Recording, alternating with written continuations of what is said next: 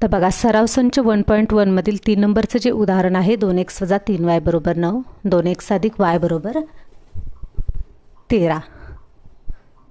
तर या ठिकाणी बघा उकल आपण काढायची आहे. 2x - 3y = 9 समीकरण नंबर 1 असं लिहायचं आहे. 2x + y = 13 समीकरण नंबर 2 असं लिहायचं आहे.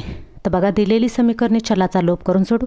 तर या ठिकाणी बघा 2 चले आहेत, x आणि y आहे. तर आपल्याला याच्यातले एक चलाचा लोप केल्याशिवाय दुसऱ्या चलाची किंमत काढता येणार नाही.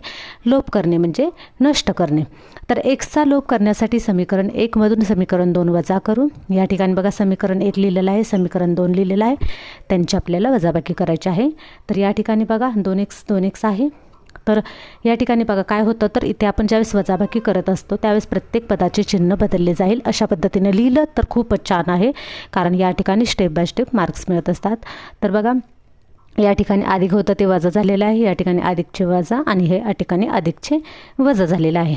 अधिक वजाची वजाबाकी होते, या ठिकाणी उत्तर आलेलं आहे 0. त्याच्यानंतर बघा आता या ठिकाणी अधिक होतं ते वजा झालेलं आहे, म्हणजे दोन्ही शून्य वजा झाल्यामुळे या ठिकाणी यांची बेरीज होते. 3 आणि 1ची बेरीज 4 येते आणि वजा चिन्ह आहे असं राहतं, बरोबर 9 आणि 13.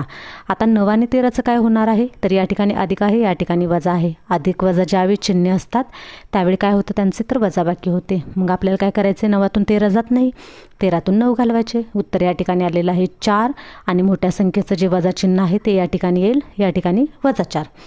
मग बघा आता पुढे काय करायला लागेल, तर y बरोबर या ठिकाणचं जे गुणाकार रूपामध्ये -4 आहे ते या ठिकाणी येतील भागाकार रूपामध्ये. -4/4 या ठिकाणी उत्तर आलेलं आहे 1 आणि वजांचा ज्यावेळेस भागाकार होतो त्यावेळेस धन रूपामध्ये 1 येतो. तर या ठिकाणी बघा आपल्याला पुढची स्टेप काय करायची आहे, तर y बरोबर 1 ही किंमत आलेली आहे. ही किंमत आपल्याला समीकरण 1 मध्ये घालून पाहिजे आहे. या ठिकाणी समीकरण 1 बघा 2x - 3y = 9. समीकरण 1 आपण 2x आहे असे घेतले, वजा या ठिकाणी yची किंमत घातली 3 × 1 = 9. 2x - 3 = 9. 2x = 9 + 3 2x = 12. आता या ठिकाणी बेरीज 12 आलेलं आहे. x = 12 आणि हे गुणाकार रूपामध्ये 2 आहे ते या ठिकाणी भागाकार रूपामध्ये घेतले. बेसक 12 x = 6. आता बघा आपल्याला yची सुद्धा किंमत मिळालेली आहे आणि xची सुद्धा किंमत मिळालेली आहे. दिलेल्या समीकरणाची उकल शेवटी आपल्याला असं लिहायचं आहे, कंसामध्ये xy आणि 6 अशी आहे. असं स्टेप बाय स्टेप प्रत्येक स्टेप जे लिहायचं आहे ते लिहायचं सुद्धा आहे. अशा पद्धतीने जर तुम्ही पेपरमध्ये जर लिहित स्टेप बाय स्टेप जर असं सोडवलं तर तुम्हाला पैकीचे पैकी मार्क मिळून जातात. याच पद्धतीने गणित आपल्याला प्रत्येक सोडवायचं आहे. आता आपण 3 नंबरचं घेतलं आहे, याच्यानंतर आपण 4 नंबरचं गणितसुद्धा आपण सोडवून पाहूयात. चला तर मग सोडूयात. बघा या ठिकाणी आपण 4 नंबरचं समीकरण आहे ते सोडवायला घेणार आहोत. 5m - 3n = 19, m - 6n = -7. 5m - 3n = 19 समीकरण नंबर 1, m - 6n = -7 समीकरण नंबर 2 असे आपण समीकरण नंबर त्याला द्यायचे आहेत आपल्या सोयीसाठी. आणि या ठिकाणी असं लिहायचं आहे, दिलेली समीकरणे चलाचा लोप करून सोडू. mचा लोप करण्यासाठी समीकरण 2ला 5ने गुणू. तर या ठिकाणी बघा समीकरण नंबर जे 2 आहे m - 6n = -7. तर या ठिकाणी बघा काय केलेलं आहे, 5ला दोन्हीही बाजूंना गुणायचं आहे, म्हणजे डावी बाजू आहे आणि उजवी बाजू आहे. तर बघा 5 कंसामध्ये m - 6n = -7 × 5. तर या ठिकाणी बघा या ठिकाणी उत्तर आलेलं आहे यांचा गुणाकार 5m - 5 × 30n = 7 × 5 = 35. वजा चिन्ह आहे हे ध्यानात घ्यायचं आहे. वजा चिन्ह कुठे येईल आणि अधिक चिन्ह कुठे असेल, हा जो चलांचा जो गुणाकार भागाकारामध्ये काय काय बदल होतात ते व्यवस्थित लक्षात ठेवायचं आहे, त्याच्याशिवाय हे गणित सोडवता येणार नाही. तर बघा समीकरण 1 मधून समीकरण 2 आपण वजा करूयात, पण आपल्याला हा नियम माहीत आहे, वजाबाकी करत असताना प्रत्येक चिन्ह म्हणजे प्रत्येक पदाचं चिन्ह बदललं जातं, जे समीकरण नंबर जे खाली दिलेलं असतं त्याचं. तर या ठिकाणी बघा काय करायचं आहे, आपल्याला वजाबाकी करायची आहे. तर या ठिकाणी चिन्ह बदललेलं आहे, या ठिकाणी अधिकचे वजा झालेले, वजाचा अधिक आणि या ठिकाणी वजा 35 होतं त्याचं अधिक झालेलं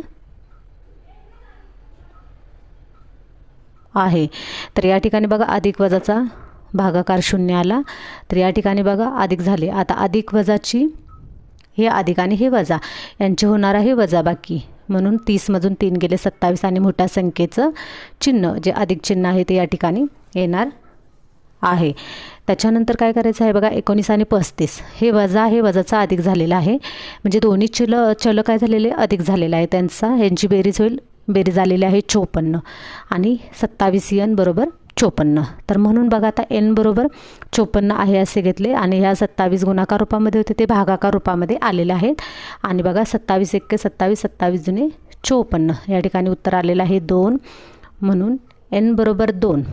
आता या ठिकाणी बघा यांची किंमत आलेली आहे, तर आपल्याला यांची किंमत समीकरण 2 मध्ये ठेवून यांची किंमत काढायची आहे. तर m वजा 6n बरोबर वजा 7, म्हणून m वजा 6 गुणिले 2. आता ह्या यांच्या ठिकाणी 2ची किंमत घातलेली आहे बरोबर वजा 7. m वजा 12 बरोबर वजा 7, m बरोबर वजा 7 अधिक 12. हे कसं आलं तर वजा इकडचं होतं ते या ठिकाणी गेल्यानंतर अधिक झालेलं आहे. आणि m बरोबर बघा आता अधिक आणि वजा असेल तर यांची काय होते तर वजाबाकी होते. आता 12तून 7 गेले 5 आणि मोठ्या संख्येचं चिन्ह अधिक चिन्ह आहे ते या ठिकाणी आलेलं आहे. तर m बरोबर आलेलं आहे 5. तर या समीकरणाची उकल m आणि कंसामध्ये बघा m, n आणि खाली उत्तर आपण तसं ते m ची किंमत बरोबर 5 आलेली आहे, n ची किंमत 2 आलेली आहे. तर या समीकरणाची उकल 5, 2 अशी आहे. या पद्धतीने आपण 4 नंबरचं गणित सोडवलेलं आहे. आता आपण पुढचं गणित पाहूयात.